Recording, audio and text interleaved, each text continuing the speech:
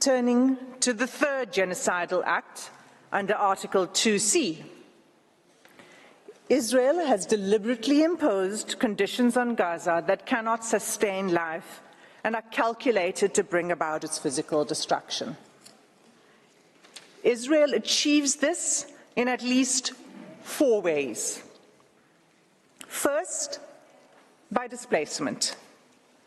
Israel has forced the displacement of about 85% of Palestinians in Gaza. There is nowhere safe for them to flee to. Those who cannot leave or refuse to be displaced have either been killed or at extreme risk of being killed in their homes. Many Palestinians have been displaced multiple times as families are forced to move repeatedly in search of safety. Israel's first evacuation order on 13 October required the evacuation of over 1 million people, including children, the elderly, the wounded, and infirm. Entire hospitals were required to evacuate, even newborn babies in intensive care.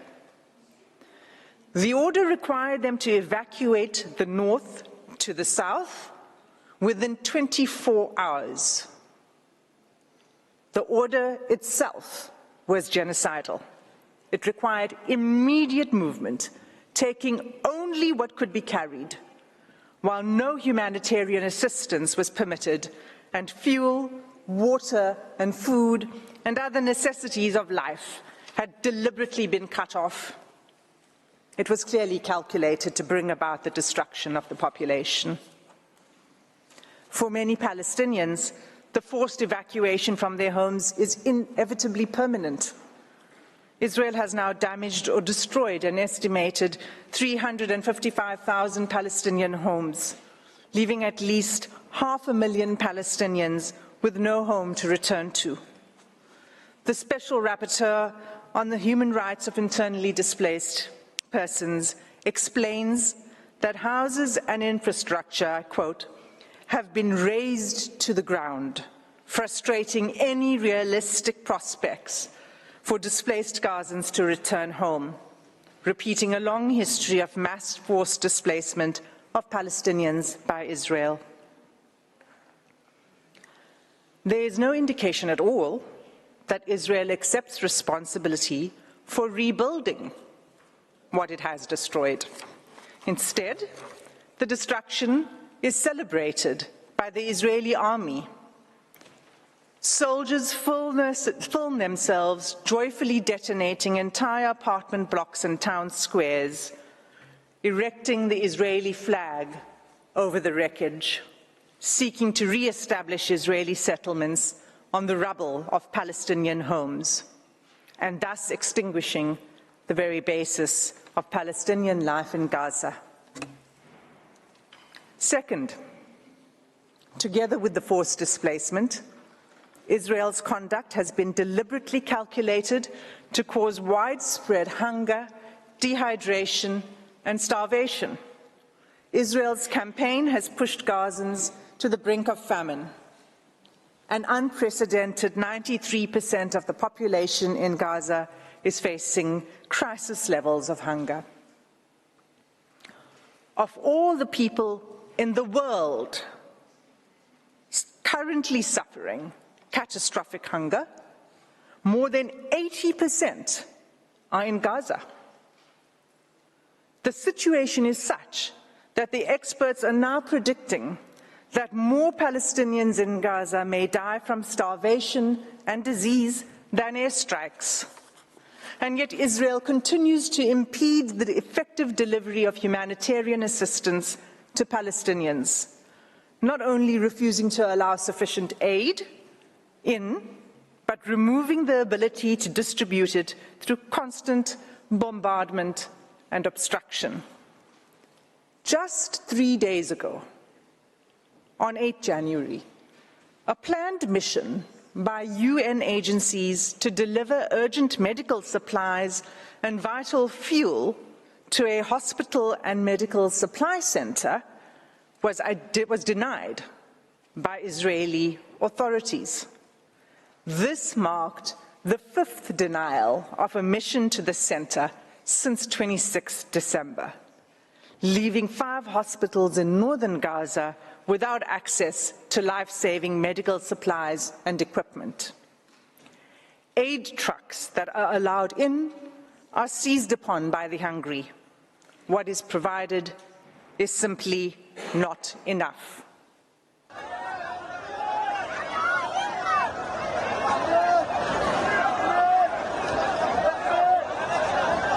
Madam President, members of the court, this is an image of an aid truck arriving in Gaza. Third, Israel has deliberately inflicted conditions in which Palestinians in Gaza are denied adequate shelter, clothes, or sanitation. For weeks, there have been acute shortages of clothes, bedding, blankets, and critical non-food items. Clean water is all but gone, leaving far below the amount required to safely drink, clean, and cook. Accordingly, the WHO has stated that Gaza is experiencing soaring rates of infectious disease outbreaks. Cases of diarrhea in children under 5 years of age have increased 2,000% since hostilities began. When combined and left untreated, malnutrition and disease create a deadly cycle. The 4th genocidal act under Article 2B is Israel's military assault on Gaza's healthcare system, which renders life unsustainable. Even by 7 December, the UN Special Rapporteur on the right to health noted that the healthcare of infrastructure in the Gaza Strip has been completely obliterated. Those wounded by Israel in Gaza are being deprived of life-saving medical care. Gaza's healthcare system, already crippled by years of blockade and prior attacks by Israel, is unable to cope with the sheer scale of the injuries. Finally, the UN Special Rapporteur on Violence Against Women and Girls has pointed to acts committed by Israel that would fall under the 4th category of genocidal acts in Article 2D of the Convention. On 22 November, she expressly warned the following: the reproductive violence inflicted by Israel on Palestinian women, newborn babies, infants, and children could be qualified as acts of genocide under Article 2 of the Genocide Convention, including imposing measures intended to prevent births within a group. Israel is blocking the delivery of life-saving aid, including essential medical kits for delivering babies, in circumstances where an estimated 180 women are giving birth in Gaza each day. Of these 180 women, the WHO warns that 15% are likely to experience pregnancy or birth-related complications and need additional medical care. That care is simply not available.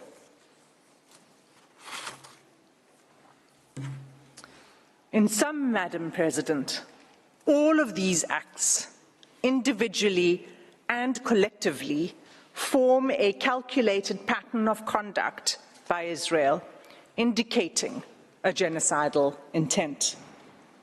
This intent is evident from Israel's conduct in specially targeting Palestinians living in Gaza, using weaponry that causes large-scale homicidal destruction, as well as targeted sniping of civilians, designating safe zones for Palestinians to seek refuge, and then bombing these, depriving Palestinians in Gaza of basic needs: food, water, healthcare, fuel, sanitation, and communications, destroying social infrastructure, homes, schools, mosques, churches, hospitals, and killing, seriously injuring, and leaving large numbers of children orphaned. Genocides are never declared in advance, but this court has the benefit of the past 13 weeks of evidence that shows incontrovertibly a pattern of conduct and related intention that justifies a plausible claim of genocidal acts. In the Gambia-Myanmar case, this court did not hesitate to impose provisional measures in relation to allegations that Myanmar was committing genocidal acts against the Rohingya within the Rakhine state. The facts before the court today are sadly even more stark, and like the Gambia-Myanmar case, deserve and demand this court's intervention. Every day, there is mounting irreparable loss of life, property, dignity, and humanity for the Palestinian people. Our news feeds show graphic images of suffering that has become unbearable to watch. Nothing will stop the suffering except an order from this court. Without an indication of provisional measures, the atrocities will continue, with the Israeli Defense Force indicating that it intends pursuing this course of action for at least a year. In the words of the UN Under-Secretary General on 5 January 2024, I quote, "You think getting aid into Gaza is easy? Think again. 3 layers of inspections before trucks can even enter. Confusion and long queues. A growing list of rejected items. A crossing point meant for pedestrians, not trucks. Another crossing point where trucks have been blocked by desperate, hungry communities. A destroyed commercial sector. Constant bombardments, poor communications, damaged roads, convoys shot at, delays at checkpoints, a traumatized and exhausted population crammed into a smaller and smaller sliver of land, shelters which have long exceeded their full capacity, aid workers themselves displaced, killed. This is an impossible situation for the people of Gaza and for those trying to help them. The fighting must stop." Close quote. Madam President, members of the court, that concludes my section on the genocidal conduct of Israel. I thank you for your patient attention, and I ask that you call Advocate Mukatobi to the podium to address the court on genocidal intent.